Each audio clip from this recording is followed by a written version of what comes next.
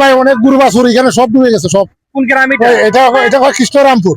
প্রিয় দর্শক, এই মুহূর্তে আমি যেই জায়গায় অবস্থান করছি হবিগঞ্জ জেলার হবিগঞ্জ সদর উপজেলার। আপনারা জানেন যে আজকের দিনে প্রায় সন্ধ্যার পরেই ঘোষণা আসছে যে চোরহামুয়া এলাকাটি রয়েছে, সেই এলাকায় প্রায় প্রথমত 5-10 ফিট করতে করতে প্রায় অনেকেই বলতেছেন যে যারা স্পটে ছিল অনেকেই বলতেছেন যে প্রায় 150 ফুটের মতন ভাঙ্গা দিছে।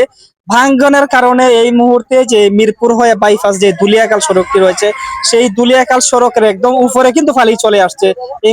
এই মুহূর্তে দেখানোর চেষ্টা করতেছি, মানে মানুষের যে একটা আত্মচিৎকার, একদম হাহাকার চলে আসছে। অনেকেই গরু ছাগল বা থাকার স্থান নেই, বসবাসের স্থান নেই। অনেকেই বলতেছেন যে ওনারা নাকি বেড়ানো তো ছিল, বাড়ি ঘরে কেউ ছিল না, তো সেই খবর পেয়ে দ্রুত চলে আসছেন। অনেকেই ঘরের থালা ভেঙে যে আসবাবপত্র গুলো সেগুলো দূরে সরিয়ে নেওয়ার চেষ্টা করতেছেন। আপনি একটু হইন কিচ্ছু, হ্যাঁ আপনি একটু আসেন, আপনি যতটুকু দেখছেন একটু হইন। আসসালামু আলাইকুম। জি, ওই যে মানুষের হাহা চিৎকার, মানুষের গরু বাছুর নিয়ে মনে না হাহা চিৎকার করতেছে, বাচ্চা কাচ্চা নিয়ে মনে না বাড়িঘর পানির চলে আছে। অনেক কষ্টের বিনিময়ে মানুষকে মনে না উদ্ধার করা হইতেছে, অনেক কষ্টের বিনিময়ে গরু ছাগল মানুষগুলাকে উদ্ধার করা হইতেছে। মাইকে মাইকে প্রতিষ্ঠানে মনে না মসজিদের মাইকে মাইকে জানাই দেওয়া হইতেছে মানুষ সতর্ক থাকতো, মনে না ঘর বাড়ি ছাইরা মনে মানুষ যাইতো। কারণ হচ্ছে মানুষ অনেক বিপদে আছে, অনেক মনে না কষ্টেতে আছে ভাই। আমরা মনে করেন না মানুষকে সাহায্য করার জন্য মনে না আসছি, যতটুকু পারি মনে না এতটুকু সাহায্য করতেছি। কারণ মানুষকে মনে করেন না মানুষ হচ্ছে মানুষের জন্য উপকারের জন্য লাগে। এই ভাই কারণ হচ্ছে সবাই সবার জন্য মনে করেন দোয়া করবেন, আল্লাহ যেন সবাইকে হেফাজতে রাখে, মানুষের মাল মালের জন্য হেফাজতে রাখে। গরু ছাগল মনোরম নিয়ে মানুষ যাইতেছে, মানুষের যানমাল মনোরম নিয়ে যাইতেছে, বাচ্চা কাচ্চাকে যেন আল্লাহ মনোরম বড় হেফাজতে রাখে, আর সবাই যেন সতর্ক থাকে। আসসালামু আলাইকুম।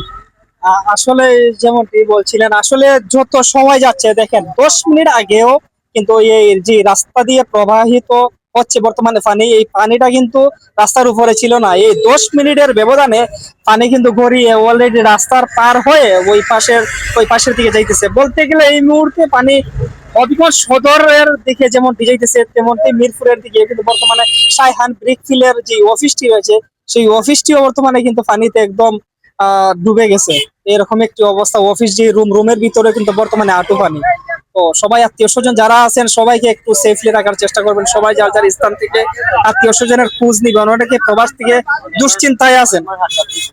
অনেক মানুষ কিন্তু ওই যে ওইদিকে চরহামুয়া গ্রামের এদিকে আশ্রয় প্রকল্প হিসাবে বর্তমানে কিন্তু বেছে নেওয়া হয়েছে, যে বারবার মসজিদের মাইকে বলা হইতেছে যে সবাই যেন যার যার স্থান থেকে সেফ থাকে। আসলে প্রতি মিনিটে প্রায় বলতে গেলে 4 আঙ্গুল পানি বাড়তেছে, এরকম একটি অবস্থা। যেহেতু সবাইকে চাইলেও সেফলি জায়গায় নিয়ে যাওয়া হচ্ছে না, যেহেতু প্রশাসনের পক্ষ থেকেও এদিকে তেমন একটা ব্যবস্থা নেওয়া হয়নি। এই মুহূর্তে আমরা রেস্কিউ টিম পর্যন্ত দেখতেছি না। যদি এই মুহূর্তে প্রশাসনের পক্ষ থেকে রেস্কিউ টিম পাঠানো হইতো, তারপরেও জনগণের যে একটা বর্তমানে হাহাকার আত্মচিৎকার, সেটা থেকে মানুষের কিছুটা কিন্তু স্বস্তি পাইতো। যাই হোক, আপনাদেরকে এই মুহূর্তে দেখানোর চেষ্টা করতেছি। আসলে যতই সময় যাচ্ছে ততই তৈ করে আসছে পানি।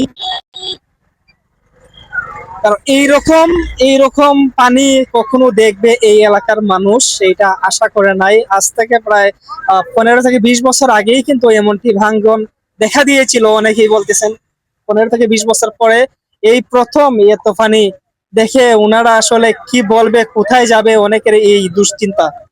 আর পাশাপাশি উপজেলা প্রশাসনের পক্ষ থেকে আমি অনুরোধ করব এই মুহূর্তে যেন ঘোষণা দেওয়া হয়। তো শাহজালাল একটি স্কুল রয়েছে, অনেক প্রাইমারি স্কুল রয়েছে বিভিন্ন জায়গায়। বলতে গেলে এইদিকে মিরপুরের দিকে আলিফ সুবহান চৌধুরী ডিগ্রি কলেজ রয়েছে, হাই স্কুল রয়েছে ফয়জুন্নেসা। আপনারা প্রত্যেকটি যতটুকু স্কুল মাদ্রাসা প্রতিষ্ঠান রয়েছে, প্রত্যেকটি প্রতিষ্ঠান যেন আশ্রয় প্রকল্প হিসাবে ইতিমধ্যেই ঘোষণা দেওয়া হয়। আপনি একটু এখানে ভাই অনেক গরু বাছুর এখানে সব ডুবে গেছে সব। কোন গ্রামে এটা এটা কৃষ্ণরামপুর। কৃষ্ণরামপুর। এখানের মাঝে 41টা পরিবার আছে এখানে। আচ্ছা, অবস্থা তো খুবই খারাপ। ভয়াবহ ভাই, ভয়াবহ। এখন পর্যন্ত প্রশাসনের পক্ষ থেকে কোনো সাড়া পাইতেছি না, আমরা কোনো সাড়া পাইতেছি না প্রশাসনের পক্ষ থেকে। ত্রিপল নাইনে বা প্রশাসনের ফোন দেওয়া হয়েছে এইরকম। অনেকে ফোন দিতেছে, তারা কোনো সাড়া নাই এখানে। তারারও এই মুহূর্তে কিছু করার নাই হইতেছে, কিছু করার নাই। আর ভাই দেখেন পানি অনেক কুকুর, দেখেন এখানে চালও দেখা যায় না তার বাড়ি, মানে বাড়ির সাল পর্যন্ত দেখা যাইতেছে না। দেখেন না সামনে, এখানে সামনে তো এখানে 41টা পরিবার। মানুষ কোনো মতে আমরা উদ্ধার করছি, গরু বাছুর মানে শতাধিক হইব। কিন্তু আসলে এই অবস্থায় জনসাধারণের একটাই দাবি, যেহেতু প্রশাসনের নীরব ভূমিকা, এটা কোনোভাবেই কাম্য নয়। ভালো থাকেন সবাই, আসসালামু আলাইকুম।